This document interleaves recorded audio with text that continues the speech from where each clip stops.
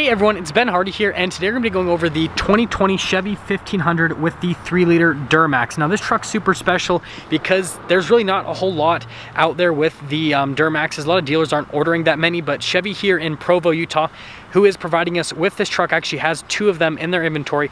So check out their inventory in the link below. As always, we're going to do a quick walk around on the truck, and then we're going to take it out to see how it drives.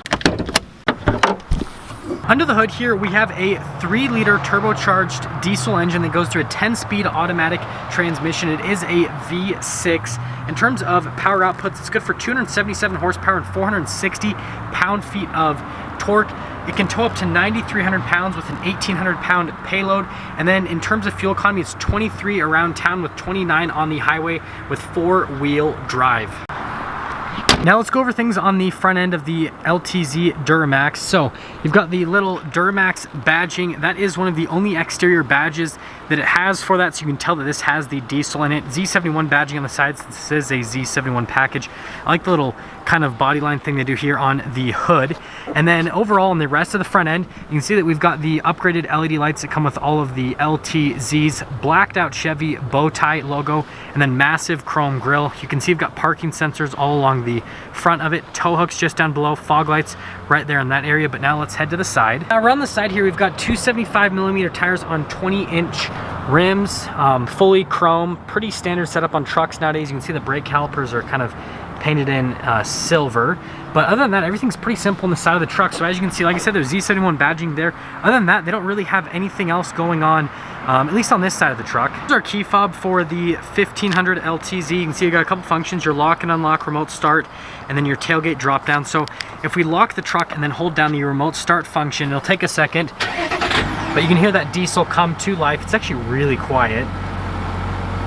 And then if you press it again, that'll shut it right off. The other function here is that tailgate release that you guys saw. So you press that twice and that'll lower down the rear tailgate. You can see it's slow lowering. This one already has a bed liner all the way in the truck. You can see that you've got the Chevy bow tie at the very end of the bed right there. This one has the bed lights, and then you've got a little outlet back here on top of that.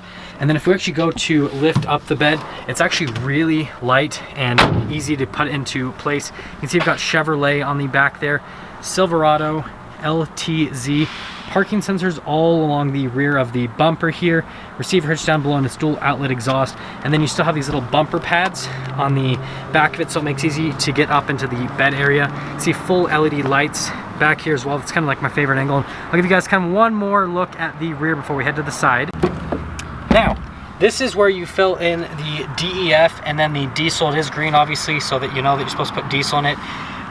You can see that it is a capless system, but let's head to the back door now. So we can look at the trim in the rear here. So we've got this padding here with some stitching. Got a little bit of wood trim right there, one of the door handles, window control right there, one of the speakers for the sound system. And then back here you can see the seat layout. So you've got these little pull-out things right here, so basically you can have extra storage back there. And then you've got cup holders that you can pull down right here in the center, just like all the other LTZs. Cup holders at the top right here, and then you got some charging stations with some vents in the back. You got a little USB here, little 12-volt heated seats in the rear actually. Rubber floor mats that come with this Z71 package, and then you can pick this up, you get extra storage underneath. So one touch to unlock it, one touch to lock it, and then one touch again, and oh wait, there we go, now it'll be unlocked. And by the way, that is the mirror for the truck, so this has a little bit smaller diameter mirrors on it, but we can fully open up the door of the LTZ so you can see, again, more leather with the stitching. You've got the wood trim, all of your window controls right here in this area with your mirror controls at the top. Door lock and unlock. Memory seat functions are right there. Notice this is the button. You press this and that'll pull the seat back basically when you're getting out of the truck. Now you can see the seat here, and it's full leather. So you can see that you've got the leather up top and everything. Nice perforations that'll help with that AC function on the seat. All the power adjustments for the seat are just gonna be down here in this area. Forgot to mention, it is the Bose sound system, Z71 on the floor mats. You got your pedal layout right there with your hood latch. This is your parking brake. All of your light controls are right here, and then you've got your drive mode select up in this area. So you got your auto, 2-wheel high, 4-wheel high, 4-wheel low. got like your cab lights right there, fog lights in that area. And then this is for your tow mode in the other area. And then finally, the steering wheel is going to be manually adjustable. To start the truck, you just have to put your foot on the brake, push the push start, and it'll start right up. It'll do the diesel preheat automatically for you since it is a push button. I've got some controls here in this area. This little thing is for the center stack. We'll go over that in a moment. You got your voice commands, phone commands, Chevy bow tie in the center. That's for your collision warning. Heated steering wheel. This is for your cruise control. You got stitching on the inside of the steering wheel. Full leather on the rest of the steering wheel, and then you've got your stock for the turn signal / windshield wipers. And then over here is the other stock for that 10-speed automatic, and you can see you've got the dual shift mode if you do want to shift the gears yourself. We've got the gauge cluster set up right here, so you can see RPMs on the left side. On the right side you can see the speed, and then like I said, just like on all the other upgraded Chevys, you got these little menus that you can scroll through. And since this is in demo mode, obviously I can't go too into depth in them, but you can see that it's pretty easy to use and just go through all of the menus in general. It's a pretty standard setup. So we've got our center touchscreen display right here. You can see that obviously it functions as a touchscreen, as well as you've got some analog buttons just down below it, but we'll go over those in a moment. First thing I want to go over is the camera system. So if I pop it into reverse, you can see we've got a bird's eye view on it, and then you've got your regular reverse camera. And then you can see you can zoom in on different parts. So you can see that each camera angle has like different angles on it. So I can see like in front of the truck, for example, you can see that you've got like the full view on the sides right here as well. I mean, there's literally camera angles for everything on this truck. So parking this truck is going to be exceptionally simple. And then if we go back to the touchscreen, it'll take just a second for that to load back. You can see that pretty responsive. The plastic on the touchscreen is kind of getting in the way just a little bit. You can see they've got the navigation function. You're going to press the home button.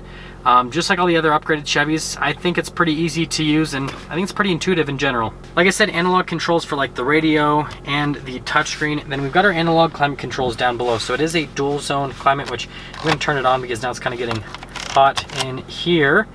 But just down below, you've got your air conditioned seats. You've got your heated seats on just the back of the seat. You got your heated seats on the whole part of the seat for the driver and for the passenger. Hill descent control, that's for your power outlets to turn them on. Stability control, your hazard lights, tailgate release, auto stop start. And by the way, if this light's illuminated, that means it's on. Parking sensors, and that's your lane departure assistance. Integrated trailer brakes. You've got a couple charging stations right in this area, and then a full power outlet up front as well. Wireless phone charging right here in this little area, and then that's just some extra storage. We've got the cup holders in the front. This is where I actually like to put phones, obviously if you aren't charging the phone, but nice leather and some stitching at the top of the center console. Opening it up, you can see we've got a ton of storage space. You've got the little USB there and an auxiliary port in the center console. And then if we go over to the glove boxes, you can see it's got the dual glove box setup. That's why I say glove boxes. But you can see there's tons of storage in both of those, and there's some nice stitching and leather all around on that. So we've got the button for the power rear setting window, so you press that and that'll open up the window and close it as well. Light controls up here. You can get a sunroof as an option. And then this is Chevy's new like mirror system, so you can see regular mirror versus it'll do the camera, which obviously the camera is going to be significantly better because you're not going to have any of the seats or people in the back blocking your visibility through the rear with that camera system. Let's finish things up on the interior by going over pricing. So this particular LTZ with the Duramax stickers for just over $61,000 before any type of market adjustment, which I actually feel like is a pretty good value, just given the fact that it has a diesel engine in it. And you know, other manufacturers that do have these small block diesels, I feel like I'm pretty sure they're charging more than what Chevy's charging. I don't know the exact price on the upgrade, but that just sounds pretty reasonable because you guys know that I built a Ram with the new EcoDiesel and I got it up to like almost $70,000, or no, sorry, almost $80,000. So this is quite a bit less money. That all being said though, let's take this Duramax out to see how it drives.